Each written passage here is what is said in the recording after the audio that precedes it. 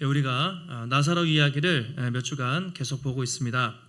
앞서 예수님은 이제 장례식이 진행되고 있었죠. 나사로가 죽은 지 4일이 지나서 베다니로 오시는 도중에 또 오셔서는 먼저 마리아와 또 마르다를 만나셨습니다. 먼저 마르다와 대화를 하셨죠. 마르다가 예수님을 보자마자 정말 만일 주님이 여기 계셨더라면 내 오빠가 죽지 않았을 것입니다. 참 그런 안타까운 마음으로 이야기를 했을 때 나는 부활이요 생명이니 나를 믿는 자는 영원히 죽지 않는다, 이 말씀을 하셨습니다. 그리고 이어서 마르다가 돌아오고 마리아를 또 동네 앞에서 만나신 거예요. 마르다가 예수님을 보자마자 엎드려서 슬피 울었습니다. 그때 주님이 함께 눈물을 흘리면서 마리아의 아픔에 공감을 해 주셨습니다. 오늘은 드디어 죽은 나사로가 살아나는 장면이죠. 이 나사로 이야기의 하이라이트라고 할 수가 있습니다. 성경에 죽은 자가 살아나는, 구약에서는 엘리야가 한번 사라밧 가부의 아들을 살리고 또 엘리사도 수넴 여인의 아들을 살리는 장면이 나오고요. 신약에서도 딱 3번 나오죠. 누가복음에서 예수님이 나인성 과부의 아들을 살리는 장면이 나오고, 또 공관복음 마테마가 누가복음에서 회당장 야이로의 딸이 죽었어요. 그래서 소녀야 일어나라 달리다굼, 이렇게 말씀하시는 장면이 있습니다. 오늘은 3번째죠.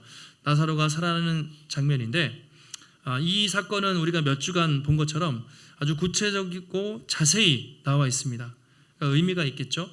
그리고 예수님의 이제 십자가 죽음 직전에 나와 있기 때문에 이 사건이 특별히 중요한 의미가 있다고 할 수가 있습니다. 오늘 말씀을 통해서 예수님이 죽은 나사로를 살리시는 이 사건을 통해 과연 주님이 어떤 분이신지 또 우리가 같이 살펴보고, 또 이 말씀이 우리에게 어떤 소망과 위로를 주는가 함께 살펴보도록 하겠습니다. 예수님이 눈물을 흘리셨어요. 마리아가 엉엉 사람들이 같이 울면서 예수님도 눈물을 흘리셨습니다. 그때 사람들이 예수님을 보면서 예수님의 눈물을 처음 봤을 거 아니에요. 저분이 나사로를 얼마나 사랑했는가, 그렇게 이야기를 했습니다. 그런데 어떤 사람들은 예수님을 좀 무시하는 투로 비아냥거리면서 저가 맹인의 눈을 고쳤지만 저 죽은 사람은 살아나게 할 수 없구나 라고 탄식을 했습니다. 주님은 그 말씀을 듣고 안타까운 마음으로 무덤에 가셨어요. 38절에 보시면 이렇게 말하고 있는데요. 이 예수께서 다시 속으로 비통히 여기시며 무덤에 가시니 무덤이 구리라 돌로 막았거늘, 이렇게 말하고 있습니다. 마음속에 비통히 여기셨대요.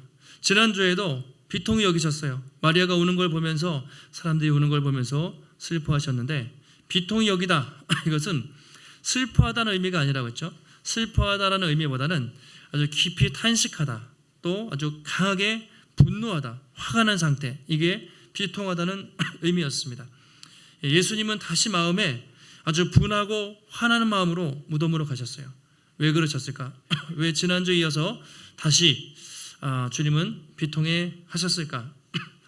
아마도 먼저 앞선 사람들이 예수님을 신뢰하지 못하는, 저가 나사로를 사랑했지만 맹인의 눈을 뜨게 했지만 죽은 자는 어쩔 수 없지라는 사람들의 그 비난 또는 조롱, 이런 말을 들으면서, 불신앙의 말을 들으면서 주님이 마음으로 답답해 하셨을지도 모릅니다.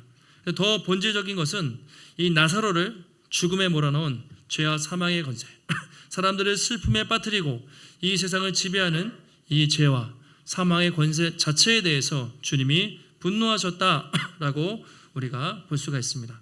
선전포고라고 했죠. 전쟁에 나갈 때 장군이 칼을 딱 차고 비장하게 걷는 것처럼 지금 예수님은 슬픔으로 가는 것이 아니라 곧 맞닥뜨릴 죽음을 정복하기 위해서 그런 비장한 장수와 같은 그런 모습으로 주님이 무덤가로 한 걸음 한 걸음 걸어가셨습니다. 그렇게 얼마 정도 걸어가셨을 때 드디어 무덤 앞에 다다르게 됐습니다. 그때 예수님이 이렇게 말씀을 하세요. 같이 한번 우리 39절이죠. 함께 읽겠습니다. 그래서 이르시되 돌을 옮겨 놓으라 하시니 그 죽은 자의 누이 마르다가 이르되 주여 나흘이 되었음에 벌써 냄새가 나나이다. 예수님이 돌을 옮겨 놓으라 이렇게 말씀을 하셨어요. 자, 돌을 옮겨 놓으라. 우리나라는 장례할 때 땅을 파서 땅 속에 매장을 하지만 유대인들은 또 굴에다가 매장하죠.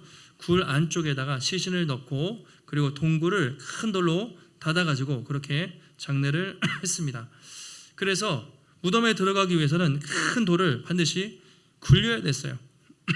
근데 예수님이 사람들에게 이렇게 말씀하죠. 돌을 옮겨놔라 이렇게 말씀하세요.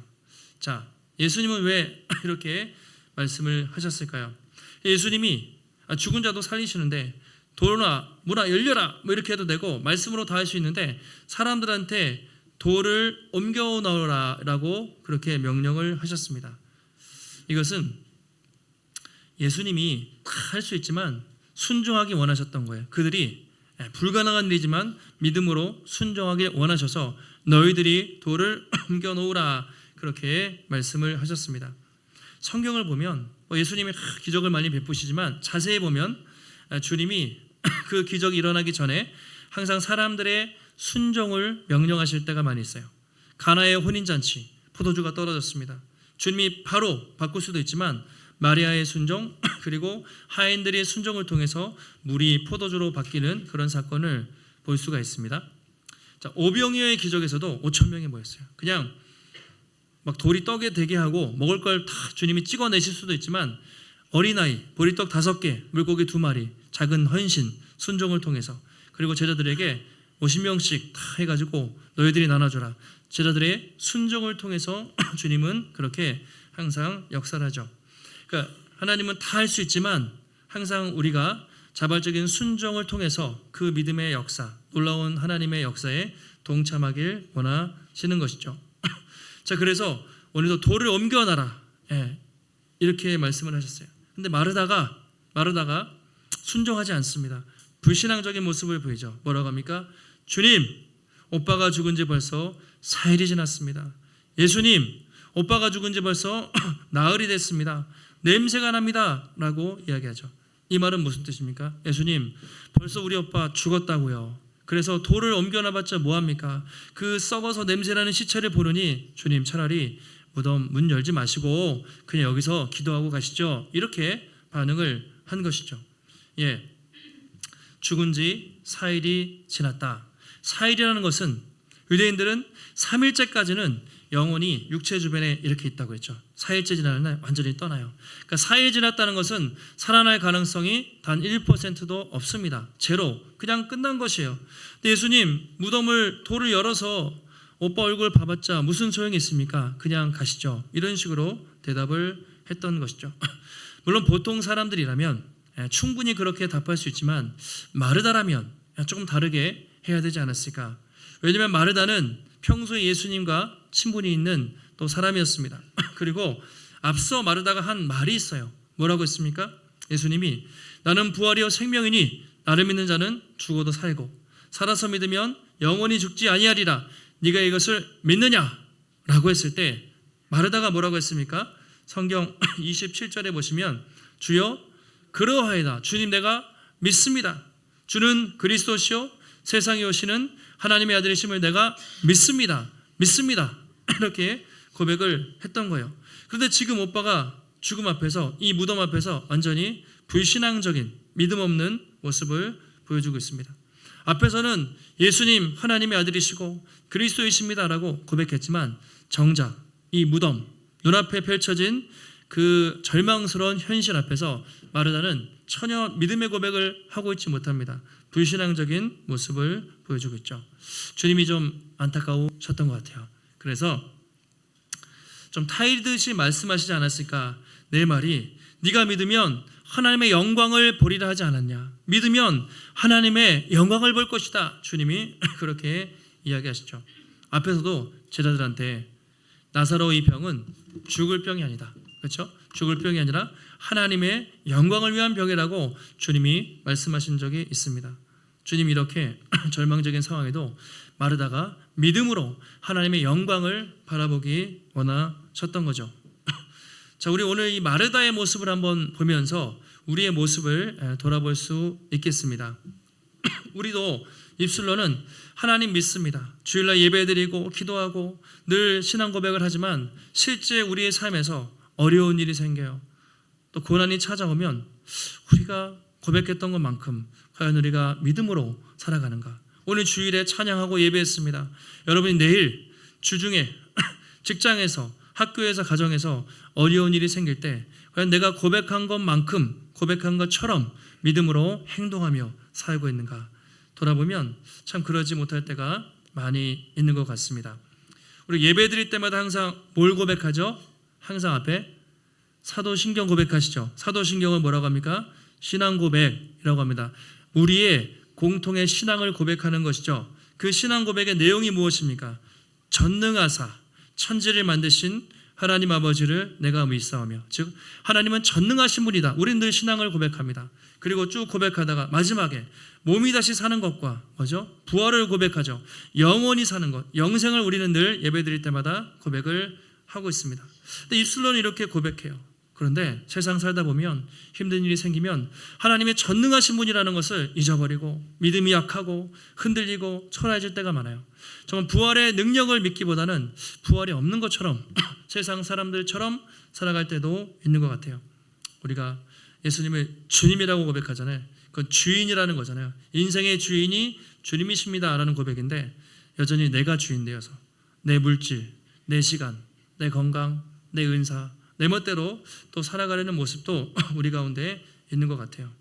우리 가운데 건강에 문제가 생기고, 가정에 문제가 생기고, 직장에 문제가 생기고, 자녀가 문제가 생기면 하나님을 향한 믿음이 많이 약해지는 것이죠.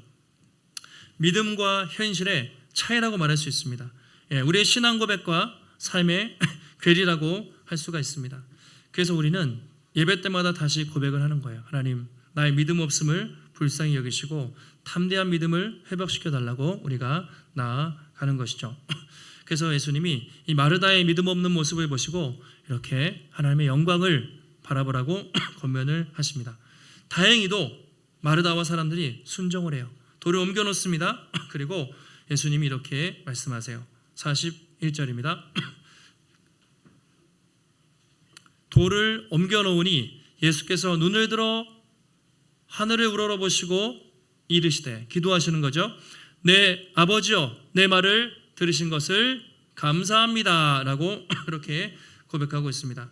자, 돌을 옮겨 놨습니다. 사람들이 처음에 믿음이 약했지만 어쨌든 순종했어요. 돌을 막 낑낑하면서 굴려놨습니다. 이제 무덤 문이 활짝 열렸습니다. 드디어 예수님이 뭔가 하실 차례예요. 그때 예수님은 바로 기적을 베풀지 않고 갑자기 하늘을 우러러보면서 하나님께 기도를 하십니다.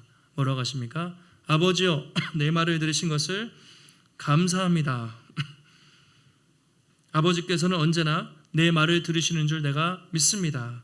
내가 이렇게 기도하는 것은 사람들이 아버지께서 나를 보내셨다는 것을 믿게 하기 위해서입니다 하면서 하나님께 감사의 기도를 하고 계십니다. 자, 그럼 예수님은 왜 이 중요한 결정적인 돌이 탁 열렸습니다. 이 상황에서 일부러 보란 듯이 기도를 하셨을까? 예수님은 이 사건을 통해서 자신이 성부 하나님과 아주 친밀한 관계라는 것을 보여주기 원하셨던 거죠. 또 성부 하나님께서 자신을 이 땅에 보내셨다는 것을 보여주기 위해서. 사람들은 잘 안 믿었어요. 예수님이 하나님의 아들이라면 돌로 쳐 죽이려고 했습니다. 그런데 성부께서 나를 보내셨다는 것을 믿게 하기 위해서, 만약에 여기서 어떤 기적이 일어난다면 그것이야말로 예수님이 하나님의 아들이라는 확실한 증거가 되는 것이죠. 그래서 예수님은 사람들 앞에서 보란듯이 큰 목소리로 기도를 하셨습니다. 그리고 사람들의 이목이 집중되었을 때 이렇게 말씀을 하시죠. 43절 우리 같이 한 목소리로 읽겠습니다. 이 말씀을 하시고 큰 소리로 나사로야 나오라 부르시니.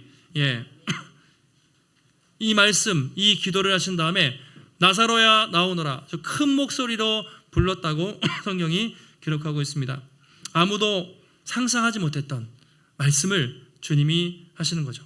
무덤의 문이 열렸을 때 아마도 사람들은 그냥 울면서 조문을 하거나 통곡하거나 그러고 갈 줄 알았겠죠. 근데 갑자기 예수님이 큰 목소리로 나사로야 나오너라 이렇게 말씀을 하신 거죠. 그 누구도 예상치 못했던 그런 말씀이었습니다. 특별히 큰 소리라는 표현이 중요한데요. 큰 소리로. 이것은 목소리가 크다기보다는 죽음을 깨트리는 하나님의 예수님의 신적 권세, 위험 있는 목소리라고 할 수가 있습니다. 이 우렁찬 말씀 앞에서 죽음은 더 이상 나사로를 붙잡아 둘 수가 없던 것이죠. 성경을 보면 예수님이 말씀하실 때 놀라운 일이 일어나죠. 갈릴리 호수에서 물고기 배를 노저를 저어 가다가 너무 풍랑이 심해서 그렇게 제자들이 죽으려고 했을 때 바람과 바다를 뭐라고 하죠? 꾸짖으죠. 잠잠하라 했을 때 바람과 파도가 잠잠해졌습니다. 귀신 들려서 그렇게 헤매는 사람에게 찾아가서 귀신아 물러가라 말씀하시면 귀신이 순종해서 귀신이 떠나가는 것이죠. 죽어있는 회당장 야이로의 딸에게 소녀야 일어나라 달리다굼 말씀하시자 죽었던 소녀가 벌떡 일어나는 것이죠. 예수님은 요한복음에 의하면 말씀으로 세상을 창조하신 분이에요. 세상을 창조하신 그분의 말씀에 강력한 힘과 권세가 있다. 그분이 말씀하시면 곧 이루어지는 것이죠. 그 능력을 보여주고 있습니다. 그 권능의 목소리로 뭐라고요? 나사로야 나오너라 이렇게 말씀을 하셨습니다. 나사로에게 명령하셨고 죽음에게 명령하신 거예요. 이 죽음아 사망아 나사로에게서 나오라 그렇게 말씀하는 거죠. 지금까지 인간을 괴롭히고 절망에 빠뜨렸던 그 죽음 자체에 대해서 주님이 지적하시고 꾸짖고 명령을 합니다. 더 이상 나사로를 괴롭히지 말고 그에게서 나오라고 죽음에게 명령을 하고 계십니다. 지금까지 죽음 앞에서 이렇게 담대해야 한 사람은 없었어요. 죽음에 맞서 싸운 사람은 없었습니다. 그런데 그분은 죽음에 맞서고 죽음에 명령하고 죽음을 이기신 것이죠. 그래서 어떤 사람은 이렇게 얘기했어요. 만약에 예수님이 나사로야 나오라 나사로의 이름을 부르지 않고 그냥 나오라 그랬으면 죽었던 모든 사람들이 다 일어났을 것이다 라고 할 정도로 주님은 말씀하시면 빛이 있으라 하시면 빛이 생기는 거예요. 사람아 생명이 있으라 그러면 죽었던 사람이 생명이 일어나고 말씀하신 대로 곧 이루어지는 그런 능력의 주님이셨습니다. 그렇게 말씀했을 때 어떤 일이 일어났습니까? 44절 죽은 자가 수족 손과 발에 막 배로 칭칭 감겨져 있던 거예요. 그러면서 얼굴은 수건에 이렇게 쌓여져 있고 막 그냥 나온 거죠. 예수님이 풀어놓아 다니게 하라 이렇게 말씀을 합니다. 눈으로 보고도 믿기지 않는 장면. 이미 썩어가지고 막 그렇게 부패했을 것 같은데 깨끗한 모습으로 이제 붕대를 감고 뭐 우리가 생각하는 미라 같은 그런 모습으로 막 뒤뚱뒤뚱 걸어 나왔겠죠. 그래서 사람들이 풀어놓아 다니게 하라 이렇게 말씀을 하셨습니다. 아마 보고도 믿기지 않는 그런 일이 일어난 것이죠. 지금도 만약에 이렇게 과학과 의학이 발달했지만 죽은 사람이 어디서 만약에 살아났다 그러면 세상에 이런 일이 TV에 SNS, 카톡, 인스타에 죽었던 사람이 살아났다 그런 이야기가 나올 거예요. 그만큼 2000년 전에 그 자리에 있던 사람 여러분이 그 자리에 있었다면 상상을 하지 못했을 것입니다. 아마 당시 상황을 영화로 만든다면 제가 그래서 요 구절을 가지고 GPT한테 물어봤어요. 이 그림을 요 상황을 그림으로 그려줘. 그러면 어떻게 할까요? 사람들이 입을 다물지 못하고 정말 깜짝 놀라는 나사로는 이렇게 나오고 있고 마리아 마르다가 어땠을까요? 오빠가 살아나서 그냥 붕대를 감고 나오는 그 놀라운 모습. 그만큼 슬픔과 통곡의 그런 장례식장이 갑자기 감사와 기쁨의 잔치의 자리가 된 것이죠. 장례식이 축제의 자리로 놀랍게 변화가 된 것입니다. 이게 바로 예수님의 능력이죠. 예수님은 부활이요 생명이시기 때문에 부활이요 생명 자체이시죠. 그래서 어떤 상황에도 주님이 함께 하시면 주님이 터치하시고 주님이 만지시면 죽은 자가 살아나고 병이 쫓겨가고 기적이 나타나고 회복의 역사가 나타나는 것입니다. 그렇게 해서 새로운 생명을 얻었어요. 소문이 났겠죠. 이 일로 뒤에 보시면 수많은 사람들이 이제 나사로 보기 위해서 아마 베다니에 방문했을 거예요. 요즘 같으면 사인을 받거나 사진을 찍거나 그럴 정도로 수많은 사람들이 나사로에게 와서 이 사람을 보고 예수님을 믿었다라고 말하고 있습니다. 그런데 반대로 어떤 사람들이 유대인들에게 꼬질렀어요. 이렇게 보고를 했습니다. 나사로가 살아났는데 많은 사람들이 예수를 그 사건을 보고 믿기 시작했다라고 이야기를 듣고 그들이 산헤드린 공의를 소집합니다. 어떤 결정을 내리는가? 예수를 죽이자라고 결정을 내리고 심지어 나사로까지 죽이자고 결정을 해요. 이 나사로 때문에 수많은 사람들이 예수의 이단에 빠지고 있다. 그러니까 이 예수도 죽이고 나사로까지 죽이자고 그렇게 결정을 합니다.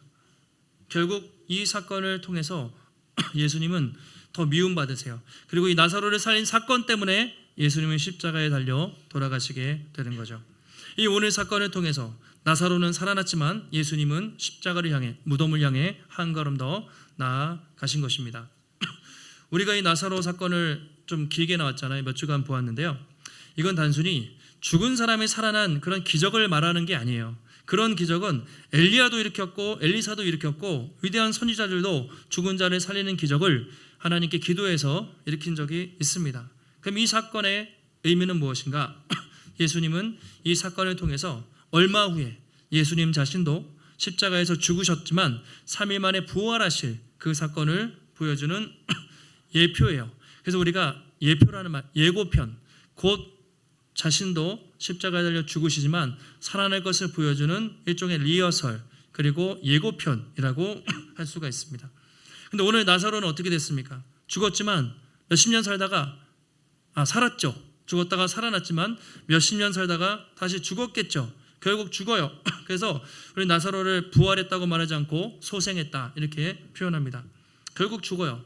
그러나 예수님의 목적은 그렇게 잠시 인간을 살리는 것이 아니라 죄와 죽음 가운데 영원히 죽어있는 그 인간들에게 영원한 생명을 주기 위해서 친히 자신이 십자가에 달려 죽으시고 무덤으로 내려가신 것입니다.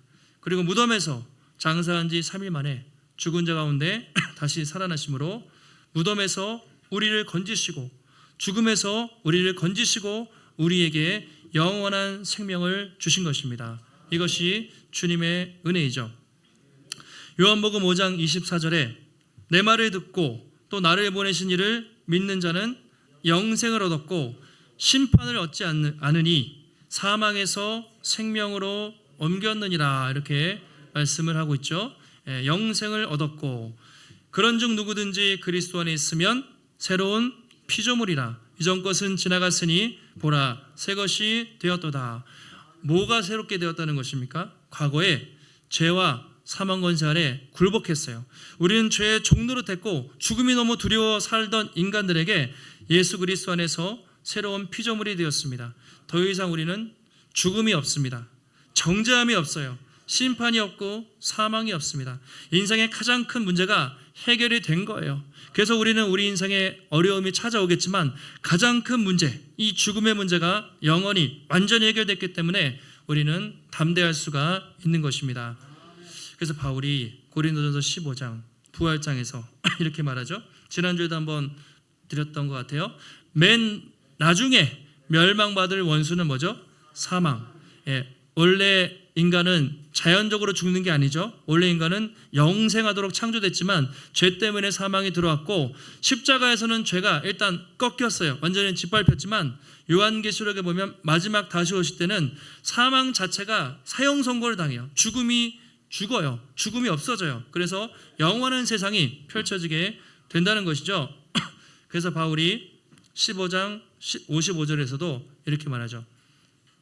같이 한번 읽어보실까요? 사망아 너의 승리가 어디 있느냐? 사망아 내가 쏘는 것이 어디 있느냐? 이건 승리자의 선언이에요. 인간이 죽음에 대고 까불지 마, 죽음아, 나는 죽음을 두려워하잖아, 이런 거거든요. 예전에 네가 독침, 내가 쏘는 것이 어디 있느냐? 독화살, 이런 뜻인데 예전에는 죽음이 인간에게 독화살을 쐈어요. 그래서 모든 인간은 두려워할 수밖에 없지만 바울이 예수님의 은혜를 영생을 경험하고 나서는 죽음을 두려워하지 않습니다. 죽음에 대해서 까불지 마라. 승리가 어디 있느냐? 네가 쏘는 것이 어디 있느냐? 담대하게 외치게 되는 것이죠. 여러분, 오늘 우리도 바울이 외쳤던 그 승리의 외침을 이렇게 외칠 수 있습니다. 죽음아. 언젠간 죽지만 그것은 죽음이 아니라 육신이 없어지는 것이고 우리는 죽음이 없어요. 죽음아, 너의 승리가 어딨냐. 우리는 더 이상 죽음을 두려워하지 않습니다. 질병이 찾아와요. 정말 힘든 육신의 어려움이 찾아와요. 질병아, 너의 승리가 어딨냐. 우리는 더 이상 질병도 두려워하지 않습니다. 우리 인생의 고난 앞에서 이렇게 말할 수 있습니다. 고난아, 너의 승리가 어딨냐. 인생의 고난과 시련이 찾아와도 이미 우리는 승리할 수 있는 용기를 얻은 것이죠. 더 이상 죽음도 질병도 그 어떤 고난도 우리는 두려워하지 않고 담대하게 고백할 수가 있는 것입니다. 여러분, 지금 우리의 삶에 혹시 어떤 문제와 또 어려움이 있으십니까? 육신의 질병이 있을 수도 있습니다. 경제적 문제와 어려움이 있습니까? 또 가정에 어떤 아픔이 있습니까? 우리 학생들은 학업 때문에 또 취업 때문에 진로 때문에 결혼, 직장 문제, 또 우리 어르신들은 미래에 대한 두려움들이 있습니까? 그렇다면 오늘도 무덤에서 죽은 자를 살리시고 십자가에서 완전한 승리를 거두신 우리 부활의 주님을 바라보시기를 바랍니다. 오늘도 주님은 동일하게 말씀하시는 거예요. 나사로야 나오너라 말씀하신 것처럼 누구야 나오너라 이렇게 말씀하세요. 여러분 한 사람 한 사람을 보면서 누구야 어둠에서 나오라. 누구야 절망에서 나오라. 혹시 우울증에 걸린 사람이 있다면 누구야 우울증에서 나오라. 게으름에 빠져 있는 사람이 있다면 누구야 게으름에서 나오고 나태함에서 나오라. 영적 침체한 사람들이 있다면 영적 침체에서 나오라. 두려움에서 나와서 나를 돌아보라. 그렇게 주님은 말씀하십니다. 우리 한번 이렇게 이름을 넣어가지고 마지막하고 마치겠습니다. 누구야 일어나라. 자기 이름을 넣으시는 거예요. 누구야 깨어나라. 누구야 일어나라. 누구야 깨어나라. 이거 선포예요. 같이 한번 자기 이름 넣고 해보겠습니다. 정웅아 일어나라. 정웅아 깨어나라. 부활의 주님이 오늘도 여러분을 부르시고 그 부활의 능력으로 여러분과 함께 하실 줄 믿습니다.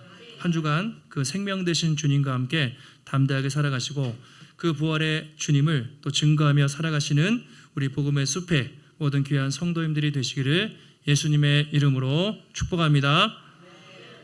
하나님 감사합니다. 오늘도 주님의 귀한 말씀 다시 한번 깨닫게 하시니 감사를 드립니다. 사람들은 죽음 앞에서 절망합니다. 두려워합니다. 무서워서 벌벌 떱니다. 그러나 우리 예수 그리스도께서 죽음을 이기고 또 승리하셨기에 우리는 그 부활의 주님과 함께 있기에 우리는 더 이상 죽음을 두려워하지 않습니다.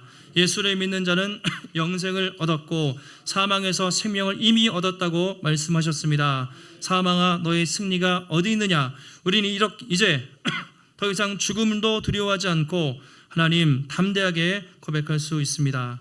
인생의 고난과 어려움이 찾아올 때에도 하나님 부활의 주님이 또 살아계신 주님이 능력의 주님이 지금도 우리와 함께 하시고 오늘 이 시간뿐만 아니라 세상에서도 날마다 우리와 함께 하심을 믿고 두려움 없이 담대하게 주님만 바라보며 믿음의 길을 걸어가게 하여 주시옵소서.